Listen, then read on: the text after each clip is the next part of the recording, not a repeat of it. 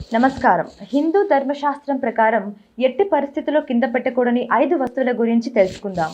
హిందూ ధర్మశాస్త్రం ప్రకారం కొన్ని వస్తువులను ఎంతో పవిత్రంగా చూసుకుంటాం.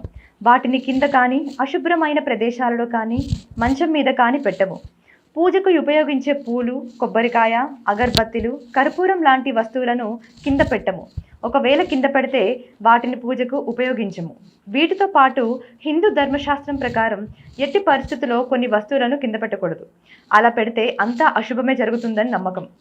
ఇంతకీ అసలు కింద పెట్టకూడని ఆ 5 వస్తువులు ఏమిటో తెలుసుకుందాం. జంధ్యం. హిందువులో చాలా మందికి జంధ్యం ధరించే ఆచారం ఉంటుంది. జంధ్యాన్ని తల్లిదండ్రులు, గురువులకు ప్రతిరూపంగా భావిస్తారట. అందువలన జంధ్యంను కింద పెడితే వారిని అవమానించినట్లే అవుతుందట. అందుకని దాన్ని ఎప్పుడూ నేలపై పెట్టకూడదు. శివలింగం, శాలిగ్రామం. శివలింగం అలాగే నేపాల్లోని గండకి నది తీరంలో ఓ రకమైన నల్లరాయి శాలిగ్రామంను ఎట్టి పరిస్థితుల్లో కింద పెట్టకూడదు. శాలిగ్రామంను విష్ణువుకు ప్రతిరూపమని చెబుతారు.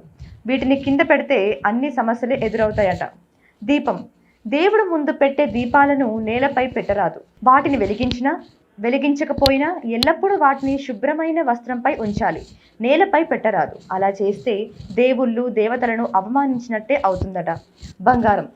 బంగారాన్ని సాక్షాత్తు లక్ష్మీ రూపంగా చూస్తారు. అలాంటి బంగారాన్ని నేలపై పెడితే లక్ష్మీదేవి ఆగ్రహానికి లోనే అనేక కష్టాలు పడతారు. శంకువు. శంకువులో సాక్షాత్తు లక్ష్మీదేవి కొలువై ఉంటుందట. కాబట్టి దాన్ని కూడా నేలపై పెట్టరాదు. పెడితే ఆర్థిక సమస్యలు కలుగుతాయట.